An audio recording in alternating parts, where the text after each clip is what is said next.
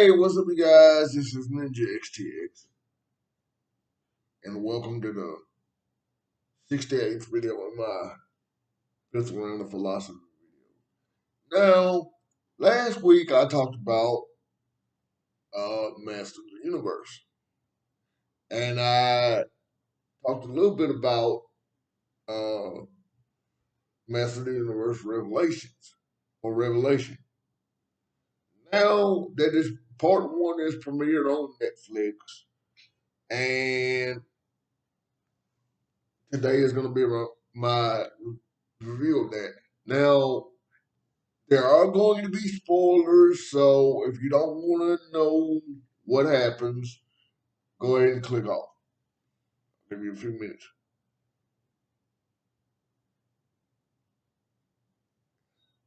Now, for those of you that have remained, um, Masters of the Universe Revelation is basically a sequel to the filmation of uh, He-Man Masters of the Universe that we all grew up with, right? So, in this, we basically see that there is a battle. Oh no, let me back up a little bit. In the beginning, there's a narration from, I think it's the guy that plays Man at Arms, but because it sounds like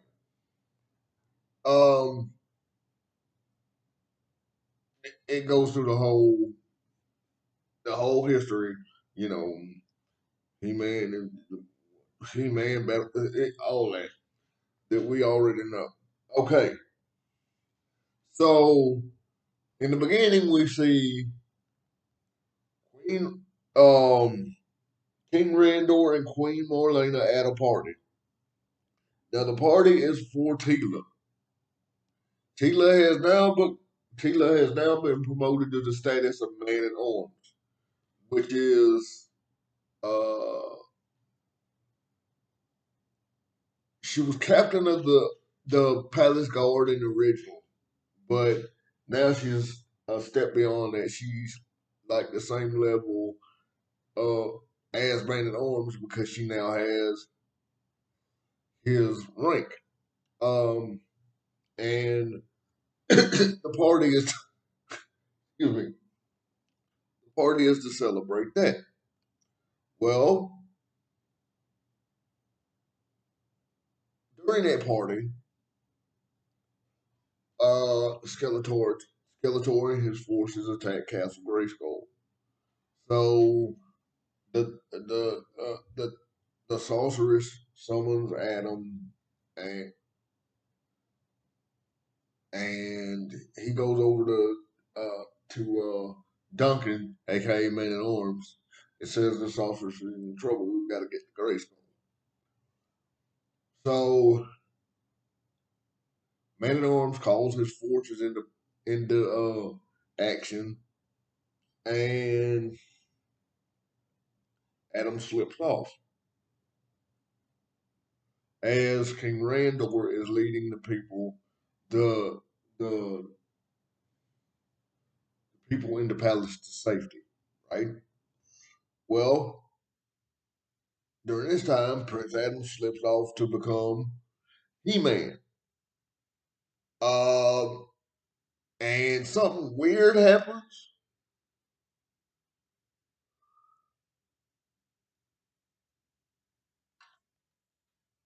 It is revealed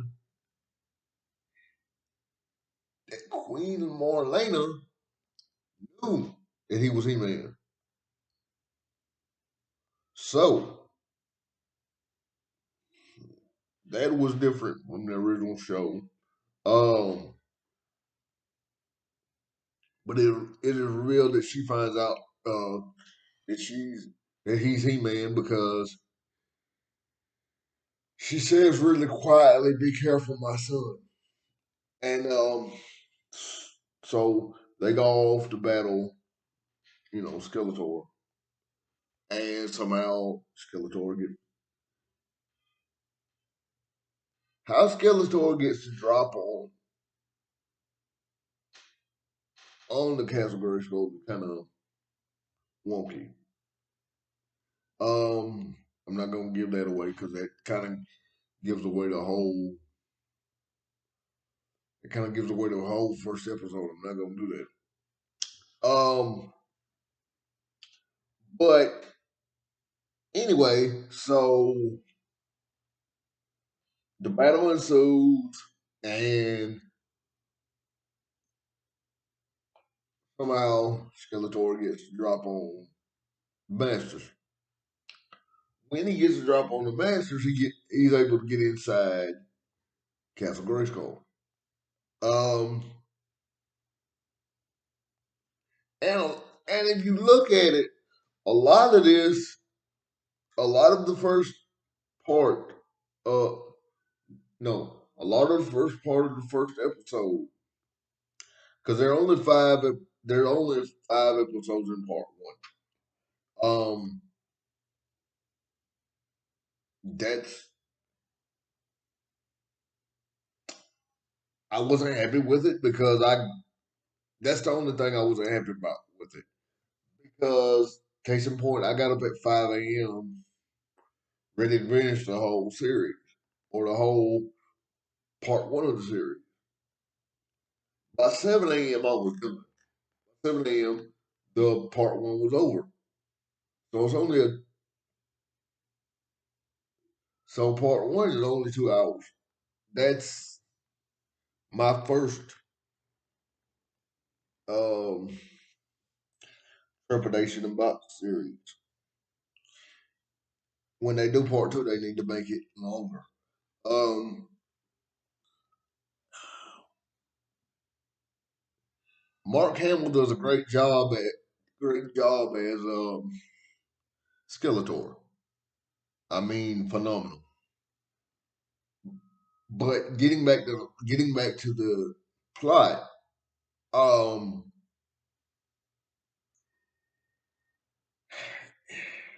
basically he gets the drop on the Masters and he gets control of Castle Grayskull. Okay, which is a plot that it is a plot line that comes straight from the Master of the Universe movie from 1987. Which there are callbacks to that I will talk about here in a minute. Um, but anyway, he gets the drop on the Masters, and him and E-Man have a battle, and somehow magic just stops. When it stops, or when it implodes upon itself, um, the the sword of power that He-Man has splits in two, or splits into two parts. And when it splits into two parts, um, you know, Skeletor is able to get the upper hand on He-Man, and as he does that, he basically He-Man reverts back to Prince Adam in front of everybody. So then Hitler realizes that He-Man is Prince Adam, but dark magic starts to take over, and the sorcerer says the the sword needs to be the sword needs to be uh, reconstituted to bring back the balance. Well, Adam realizes that the only way that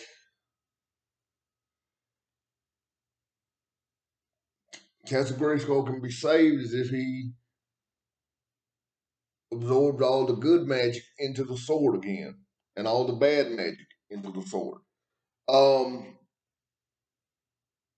As he does that, Castle Grayskull disappears. Now, as it disappears, the council of the Elders Council is revealed. So Castle Grayskull is basically a mirage concerning the Council of Elders. Um, get to that in a minute too. But as he absorbs the good magic and the bad magic into the sword, it it takes him out. It takes him and Skeletor out. So that's a callback to that's kind of a callback to the original to the movie. We'll get to that in a moment. Um,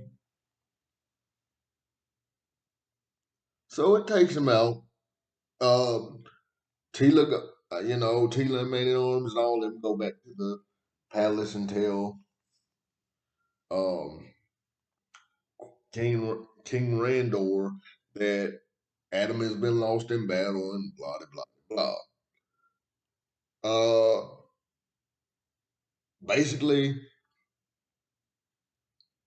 um,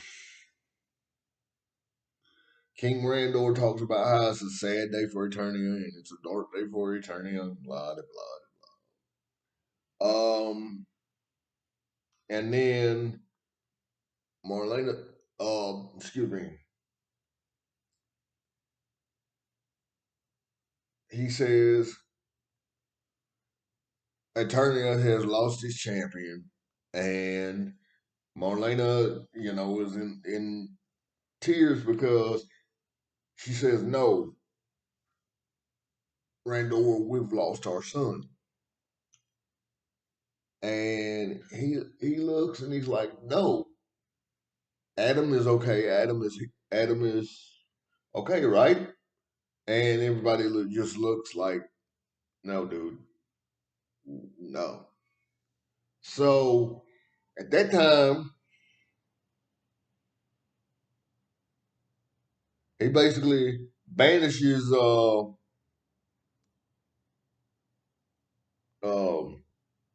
Duncan and all of the masters because they knew. And so, and then he tells Duncan if he steps foot back in the kingdom, he'll be put to death. Not what we grew up on. Okay, but I'm not mad at it. It brought it into a different way of thinking. And a different and a much darker tone than the filmation. Uh, I like that. Anyway, we fast forward years, and Tila is a mercenary now, and she um gets some artifact for some other part of Eternia, and she takes it back to the people, and that's when Evil Lynn finds her. Evil Lynn has been summoned by the sorceress. Yeah, I also know what we know about. So Evil Lynn has been summoned by the sorceress to bring back magic. And by this time, Tila is different. Tila doesn't want to go back to the castle. Tila doesn't want to go back to none of that because she said she's lived a life protecting magic, and now she's living what she thinks is a normal life. Okay, so then we go through uh, several things that I'm not gonna get into it because it's gonna give away the whole plot of the series. You just have, but basically,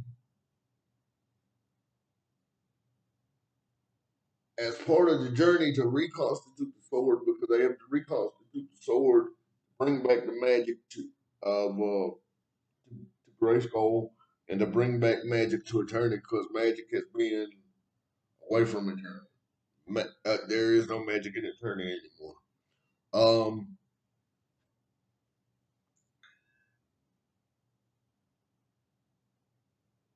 and I gotta say this now. There's a cameo with Merman, who's now voiced by Kevin Conroy.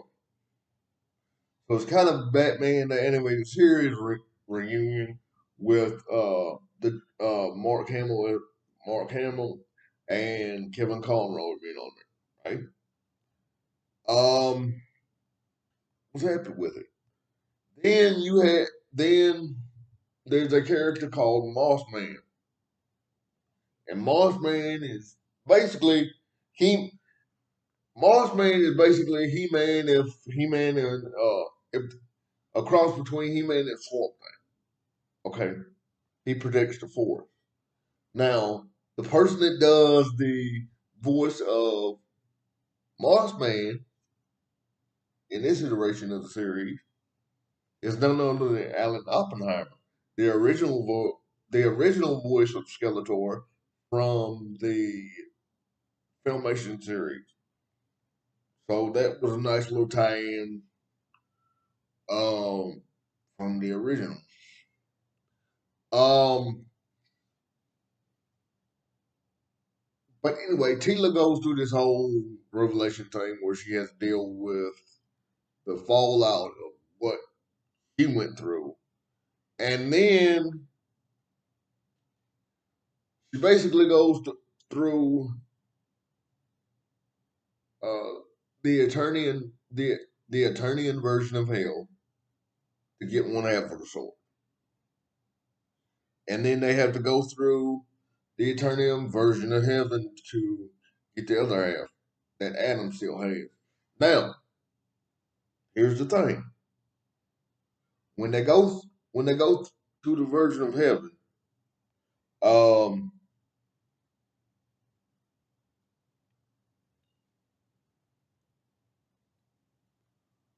you see every iteration. Well, not every iteration. Man, you see just about every other iteration of He-Man. You see, uh, Hero as the character of Hero, but it's revealed that uh, he actually forged the Sword of Power. Um, or he actually helped Man at Arms forge the original Sword of Power. See that, okay? You also see the Wonder Bread, and I say Wonder Bread, look it up because you guys will know what I'm talking about. You also see the Wonder Bread version of He-Man. You see a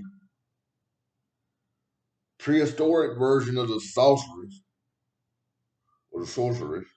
Um, you see King Grayskull.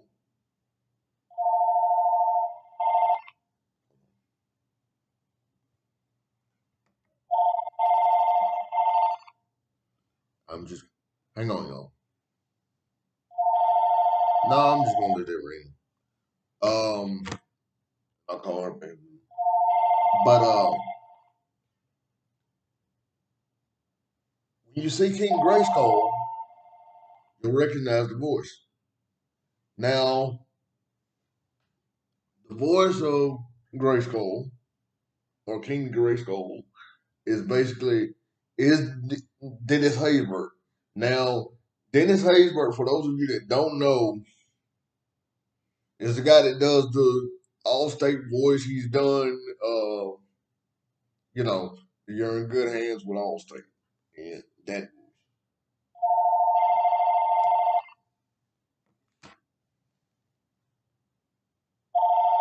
Hang on, y'all. I'm gonna put you on pause for a second. But as I was saying, ladies and gentlemen, I'm sorry for that little um break. Dennis Haysbert does the voice of King Grayskull, and he talks about how um, that once because Adam leaves to come back to Adam basically leaves heaven to come back to uh, restore magic to Eternia. Well, when Adam gets back, there's a whole thing, and yeah, a battle ensues. Adam is killed again by Skeletor, who who comes back from the dead as well. Um, in a shocker, I'm not gonna give that away, but basically the end is very very dark, and it has overtones of how Skeletor got um how Skeletor got power in the uh Masters of the Universe movie. And then it ends, and then they don't tell you when part two is gonna start. Um so I'm interested to know how part two is gonna start. Um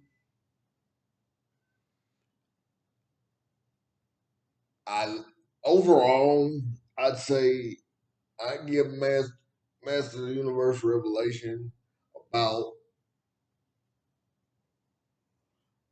7 out of 10 stars because there's a lot of stuff they could have done better and some plot holes that were just like, what? How did that happen? What? And I'm gonna go ahead and tell you, a main character dies, and it's gonna rip at you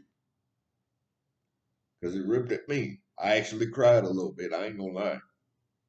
Um, but yeah, all in all, I give Master of the Universe 7 out of 10, or Master of the Universe Revelation 7 out of 10 stars, and I can't wait to see what they do with part two. And I hope that, as I said, I hope they make part two a lot longer. All right. Thank you guys for watching. God bless. I will see some of you tomorrow for my next chairbound the screaming lesson at 11:45 a.m. If I don't see you tomorrow or throughout the week, I'll see you next week back for the philosophy videos on next Tuesday. Until then, bye bye for now.